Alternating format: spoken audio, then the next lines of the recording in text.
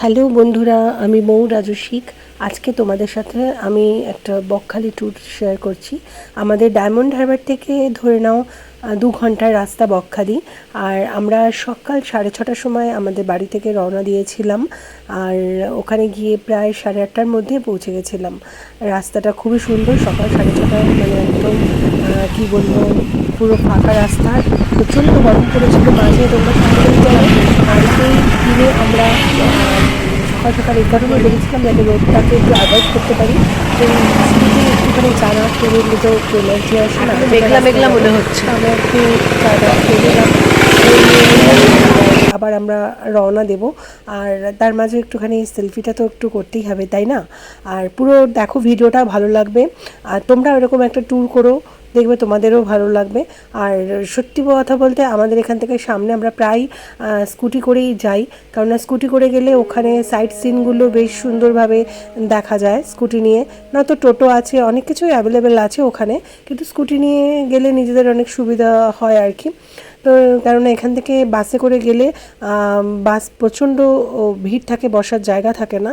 তাই ধর্মতলা থেকে তোমরা বসার জায়গা পেয়ে যাবে, কিন্তু আমাদের এই ডায়মন্ড হারবার থেকে বসার জায়গা থাকে না, দাঁড়িয়ে দাঁড়িয়ে যেতে হবে। তো সেই কারণে আমরা বেশিরভাগই স্কুটি নিয়ে যাই। আমরা একদিনের জন্য যাই। আজকে ধরো সকালবেলা 6:30টার সময় বেরোলে পরের দিন আবার সকাল 6:30টায় ওখান থেকে রওনা দিয়ে চলে আসি। 8:30টার মধ্যে ডায়মন্ড হারবার ঢুকে যাই। দেখো, এটা ঠিক সাগরের রাস্তা। এটা একদম মানে এই রাস্তা থেকে ডান দিকে চলে গেলেই সাগর যাওয়া যায়। তারপরে একটা নদী আছে, সেই নদীটা পেরোলেই সাগর। তোমাদেরকে দেখালাম, যাবার পথে এই রাস্তাটা পড়বে। আর খুবই ফাঁকা রাস্তা, আর রোদ্দুরটাও আমরা অ্যাভয়েড করেছিলাম, যার জন্যে। এটা হচ্ছে হাতানিয়া দোয়ানিয়া নদী। আমরা আগে যখন প্রথম গাড়ি নিয়ে গেছিলাম তখন এই নদীটা নৌকা করে পেরোতে হতো, আর গাড়িটাও ভেসেলে পেরোতে হতো। সে গাড়ি পেরোতে গিয়ে প্রায় 5-6 ঘন্টা দাঁড়িয়ে থাকতে হতো। তো আমরা বকখালি চলে যেতাম, ড্রাইভার পরে গাড়ি নিয়ে আসতো। কিন্তু এখন এই ব্রিজটা করে দিতে সত্যি খুব সুবিধা হয়েছে। আরও তাড়াতাড়ি বকখালি পৌঁছে যাওয়া যায়, নয়তো খুব অসুবিধা একটু তো হতোই। আর খুব সুন্দর লাগছিল সকালবেলাটায়। আমরা এইভাবে পুরো এগিয়ে যাচ্ছিলাম, ভালোই লাগছিল রোদ্দুরটাও অতটা লাগেনি। আর খুব ভালো লাগছিল যে অনেক দিন পর একটু বেরিয়েছিলাম। মাঝে মাঝে একটু এরকম বেরিয়ে যাওয়া ভালো, নিজের মনকেও একটু মানে রিফ্রেশ করা যায়। আর দেখেছো, পুরো একদম রাস্তা ফাঁকা, পুরো কোনো গাড়ি ঘোড়া নেই।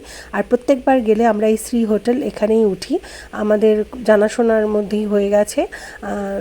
তো এখানে সব কিছু পরিষেবাই খুবই ভালো। আর আমরা গেলে একটুখানি আমাদেরকে যথেষ্ট মানে এক্সট্রা হসপিটালিটি দেয়। তো সেই জন্যে আমরা এখানেই যাই, প্রত্যেকবার এখানেই উঠি। এখান থেকে বিকেলবেলা আমরা দুপুরবেলা খাওয়া দাওয়া করে একটু রেস্ট নিই, বিকেলবেলা একটু আমরা সমুদ্রের তীরে যাচ্ছি। সেখান থেকে আমাদের যেখানে ছিলাম সেখান থেকে 5 মিনিট স্কুটি করে, টোটো করেও 5 মিনিট যেতে লাগে। এখানে কার পার্কিং বা স্কুটি পার্কিংয়ের কোনো অসুবিধা নেই, 10 টাকা করে পার্কিং নেয়। আর খুবই ভালো লাগবে। আগে তো এত দোকানপাট ছিল না, এগুলো সব বালি ছিল। তো এখন সমস্তই খুব সুন্দর করে করে দিয়েছে। আর দোকানপাট সবই খুব ভালো লাগবে। তবে সত্যি কথা বলতে এই সব ছোটোখাটো ট্যুরে বেশি কেনাকাটা তো আমরা করি না, জাস্ট একটু টুকটাক যেটুকুনি না কিনলে নয়। আর আর সব জায়গাতেই একই ব্যাগ, ঝুড়ি, বেতের জিনিস, চটের ব্যাগ, এই একই টাইপেরই জিনিস, তো খুব একটা কেনাকাটা হয় না। তো টুকটাক যতটুকু সবার জন্য পারি কেনাকাটা করি। আর এই বকখালি দেখো, এখান থেকে অবশ্য বিচটা একটু অনেকটা দূর এটা। আর ঢেউও তোমরা দীঘার মতন অত পাবে না, কিন্তু যতটুকু পাবে ভালো। এখানে বেশ বন্ধুরা মিলে বা একা আসতে চাইলেও বা দুজনে সুন্দরভাবে সময় কাটাতে চাইলেও এখানে কাটাতে পারো। নির্জনে খুব ভালো, অত বেশি ঢেউও নেই, কিছু নেই, ভালোই লাগবে। তো আমরা এই বিকেলে চলে এসেছিলাম একটু সমুদ্রের। তবে অন্যবারের থেকে এবারে ঢেউটা খুব বেশি মনে হচ্ছিল, অন্যবারে এতটাও ঢেউ থাকে না, এবারে একটু ঢেউটা চাপটা ছিল। তো প্রায় সূর্য অস্ত যাওয়ার পালাও ছিল আর কি, আরও সুন্দর লাগছে যার জন্যে সিনারিটা খুব ভালো লাগছিল। দেখো পুরো মানে সমুদ্র, যেহেতু গরমটা খুব বেশি, খুব একটা লোকজনও এই সময়টা আসেনি, সন্ধ্যের দিকে কিন্তু প্রচুর লোকজন এখানে ছিল। আর এই সময়টা যেহেতু একটু মানে বিকেলের দিক থেকে একটু গরমটা কমবে, তারপরে সব লোকজন আসবে এখানে বসবে, তো সেই কারণে দেখো এখন ফটো সেশন তো চলেই একটা, এইসব জায়গায় আসলে কি আর ফটো ভিডিও হবে না এরকম তো কোনো কথা নয়। তো দেখো কি সুন্দর পুরো সিনারিটা অন্ধকার অন্ধকার হয়ে এসছে। তবে বিচ থেকে একটা ছোট্ট খাল পেরিয়ে, ওটা হেঁটেই পেরোতে হয়, ছোট্ট আর কি খাল পেরিয়ে তারপরে আর একটা যে মেন বিচে আসতে হয়, এটাই অনেকটা দূরে আর কি, হেঁটে তোমাদেরকে আসতে হবে। কিন্তু আসার পর সত্যি মনে হবে যেন যদি না আসতাম তো খুব মিস করতাম, খুব ভালো লাগবে জায়গাটা। দেখো দীঘা পুরী এগুলো তো একটু কিছুটা দূরে বা ভীষণ ঘিঞ্জিও মতো, কিন্তু এইসব একটু নির্জনে মাঝে মাঝে একটু ভালো লাগে। আর এখানেও সমস্ত কাঁকড়া, আর সব থেকে আমি জানি না কারা এটা খেতে ভালোবাসো, তবে আমার তো দেখে প্রচণ্ডই মানে শরীরটা গুলিয়ে উঠলো যে অক্টোপাস, তাই জন্য তোমাদেরকে দেখাচ্ছি।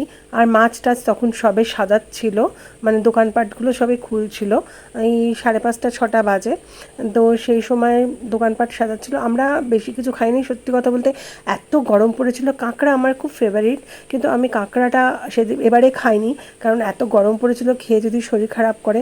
আর ঠিকঠাক তো ওরা ধোয় না, দেখছিলাম জলের মধ্যে কীরকম একটু মানে ধোয়, আমাদের বাড়ির মতো তো আর ধোয় না, তো সেই জন্য কাঁকড়াটা খাই না। আমরা কাঁকড়া খেলেও কী করি, কাঁকড়া কিনে নিয়ে এসে হোটেলে বানাতে বলি আর তারপর খাই। তারপরে এবার আমরা খুব একটা নয়, গলদা চিংড়ি আর তোমার কয়েকটা মাছ নিলাম, একটু পমপ্লেট মাছ ভাজা এইসব নিয়ে ওই বিচে বসেই খেলাম, আর একটু কিছুটা হোটেলে নিয়ে আসলাম। এই খাওয়ার পর এখানে বেশ আরও অনেক কিছু, তুমি সব কিছু এখানে পাবে। আরও একটা সুবিধা, তুমি এখানে সব কিছু তোমার ফোন পেতে বা গুগল পেতে তুমি পেড করতে পারবে, সে তুমি ফুচকা খাও বা চা খাও, যাই খাও না কেন।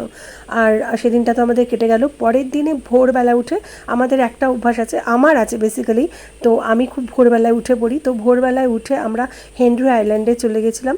আর রাস্তা দিয়ে তোমায় বলবো কি, এত ঝিঝি পোকার ডাক, খুব সুন্দর রাস্তাটা, কিন্তু ফাঁকা। আমরা যে সময় গেছিলাম তখন ওই সময় সেরকম কোনো লোকজন আসেনি, কেননা সত্যি আমরা রোদ্দুরটাকে একটু অ্যাভয়েড করতে চেয়েছিলাম। প্রচুর মানে কীভাবে কী পরিমাণে গরম পড়েছিল তোমরা সকলে জানো। আর ভেরির পাশ থেকে খুব ভালো লাগছিলো। দেখো এইসব দৃশ্য তো আর শহরে দেখা যায় না, গরু, এক পাল গরু যাচ্ছে, আর চারিদিকে শুধু জলাশয়, আর মাঝখানে এরকম মাটির রাস্তা কিছুটা, রাস্তাটা কিন্তু খুবই সুন্দর।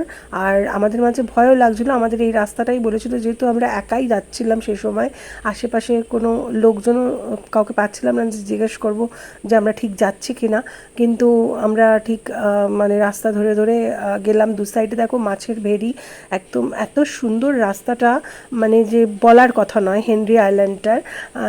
তো এই রাস্তাটার জন্যই খুব ভালো লাগলো, যে এরকম একটা নির্জনে এরকম দু সাইডে শুধু এত ঝিঝি পোকার ডাক, আমি রেকর্ডিং করছি বলে ওই ডাকগুলো তোমাদের শোনাতে পারলাম না, কিন্তু এত ঝিঝি পোকা ডাক ছিল যে কি বলবো, মানে এরকম ঝিঝি পোকার ডাক হয়তো খুব কম শোনা যায়। দেখো পুরো আবার এই কিছুটা বাঁধানো আছে, মাঝখানে সবাই রাস্তা তৈরি করছে, এই বাঁধানো রাস্তাগুলোই ওইদিকে যাবে আর কি, কিছু সব রাস্তা তৈরি হচ্ছে আস্তে আস্তে। আগে এগুলো কিন্তু ছিল না, আগে এগুলো সমস্ত মাটির ছিল। আর দেখো এটা হচ্ছে শ্বাসমূল, তোমরা সকলেই জানো শ্বাসমূল, এটা এখানে বকখালিতে দেখা যায়।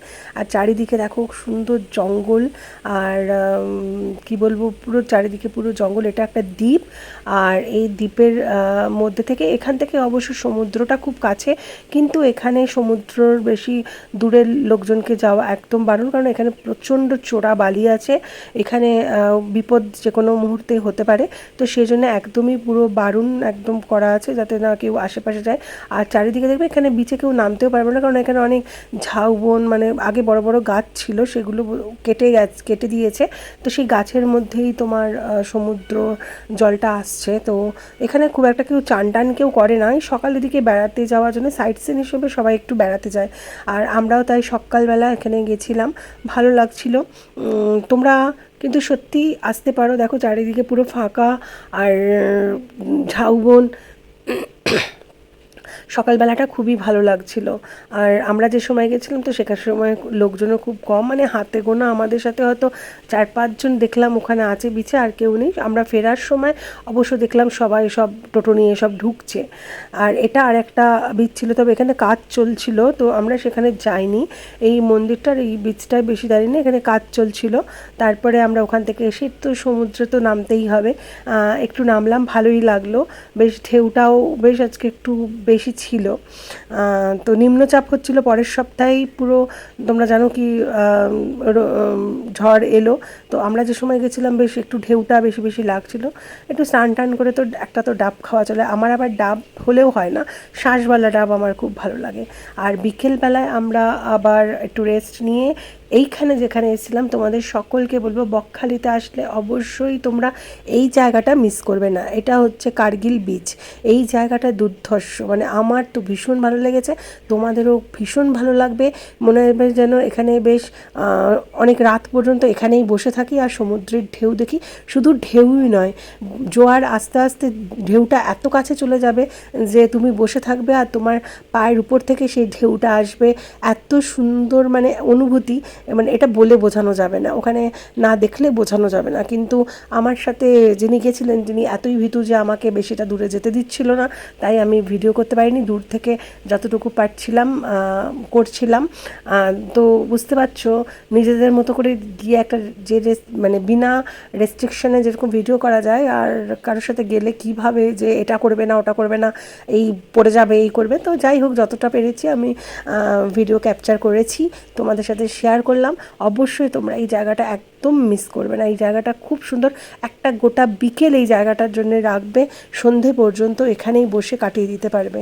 আর এত সুন্দর জায়গাটা তো আমি তো মানে ভুলতেই পারছি না, এখনও পর্যন্ত আমি ভুলতেই পারছি না এই জায়গাটা। আর সবথেকে এই জায়গাগুলো, এই যে এই ভাঙা ভাঙা যে এগুলো আছে তোমার পাথরগুলো, এর মধ্যে বসে থাকলে যে জোয়ার আসলে তারপরে দেখবে পুরো ঢেউটা তোমার কাছে চলে আসছে, তুমি ওখানে বসে বসে ঢেউটা ছুঁতে পারবে। সন্ধে পর্যন্ত বেশ ঝাড়টা গায়ে আসবে, পায়ের উপর থেকে ঢেউ চলে যাবে। এটা একটা অন্য অনুভূতি, খুব ভালো লাগছিল এখানে, খুবই সুন্দর লাগছিলো আমার তো। বকখালি বিচ থেকে এই বিচটা ভীষণ ভালো লেগেছে। আমি যতবারই যাব ততবারই এখানেই আগে যাব, এই জায়গাটাই আমার সবথেকে মানে ভালো লেগেছে, ভালো লাগার জায়গা। মনের মধ্যে একটা সত্যি একটা অন্যরকম ফিলিংস হচ্ছিল যে প্রাকৃতিক সৌন্দর্যের কাছে কিছু নেই। আর এত সুন্দর লাগছিল সানসেটটা যখন হচ্ছিল যে কি বলবো। আর সবথেকে বড় কথা কী বলো তো, ভিড়ভাড় থেকে যদি একটু তুমি নির্জনে কাটাতে পারো দুদিন, কিন্তু খুব ভালো একটা রিফ্রেশমেন্ট তুমি পাবেই পাবে। আর এর পরবর্তী দেখবে তোমার কাজের এনার্জি বাড়বে, মুডও ভালো থাকবে, সব কিছু ভালো থাকবে। আর আমরা যখন কোনো জায়গায় কোথাও বেড়াতে যাই না, সেই জায়গাটা তখন যতটা এনজয় করি তার থেকে বেশি এনজয় করি বাড়ি এসে। এখন যখন আমি এই ফটোগুলো আর ভিডিওগুলো দেখি, এখন আমার ভীষণ ভালো লাগে যে কি সুন্দর কাটালাম, এবার গেলে আবার এখানে যাব, এখানে বসে থাকবো। মানে এত সুন্দর মানে অনুভূতিটা আমি তোমাদের কাছে শেয়ার করলাম। তোমাদের ভালো লাগলে তোমরা যেও, আর কার কার ভালো লাগলো ভিডিওটা আমাকে জানিও। আর অবশ্যই তোমরা একবার না একবার যেও, বিশেষ করে সত্যি শুক্রবার বেরোলে, শুক্রবার থাকলে শনিবার তোমরা গেলে, শনিবার দিনটা থাকলে রবিবার দিন থাকলে সোমবার চলে এলে, বা যাদের শুক্রবার সুবিধা হবে শুক্রবার গেলে, শনিবার থাকলে রবিবার বিকেলে চলে এলে খুব ভালো লাগবে। কিন্তু একটা গোটা বিকেল এই কার্গিল বিচের জন্যে তোমরা অবশ্যই রেখো, দেখবে এত ভালো লাগবে যে তোমাদের ওখান থেকে আসতেই ইচ্ছা হবে না। একটা যে প্রাকৃতিক সৌন্দর্য কি সেটা মানে মুখ যতটা না বলে বোঝানো যায়, দেখে তত বেশি আনন্দ পাবে, খুব ভালো লাগবে। আর আমার ভিডিওটায় অবশ্যই তোমরা লাইক করো। আর আমি তোমাদের কাছে শেয়ার করলাম আমার এই অনুভূতিটা, কেমন লাগলো তোমরা অবশ্যই জানিও। আর আর যারা যারা গেছো বা যারা যারা যাবে তারাও আমাকে জানিও, কমেন্টে জানিও, যারা যারা এই বিচটা দেখেছো আগে। আমি তো এই বিচটা প্রথমবার দেখলাম, এতবার গেছি কিন্তু এই বিচটায় যাইনি, এই প্রথম গেলাম, তাই তোমাদের সাথে শেয়ার করলাম। আর তোমরাও যেও, খুব ভালো লাগবে। আর যদিও কেউ গিয়ে থাকো তাহলে আমাকে অবশ্যই জানিও। আমরা আবার পরের দিনে আবার ঠিক সকাল 6:30টায় ওখান থেকে বেরিয়ে এসেছিলাম, বেরিয়ে এসে 8:30টার মধ্যে আমরা ডায়মন্ড হারবার পৌঁছে গেছিলাম। তো এরকম একটা সুন্দর মানে অনুভূতি, এরকম একটা সুন্দর ট্যুর, ছোট্ট একটু মনের রিফ্রেশমেন্ট প্রত্যেকটা মানুষেরই দরকার। থ্যাংক ইউ আমার ভিডিওটা দেখার জন্যে। Thank you so much.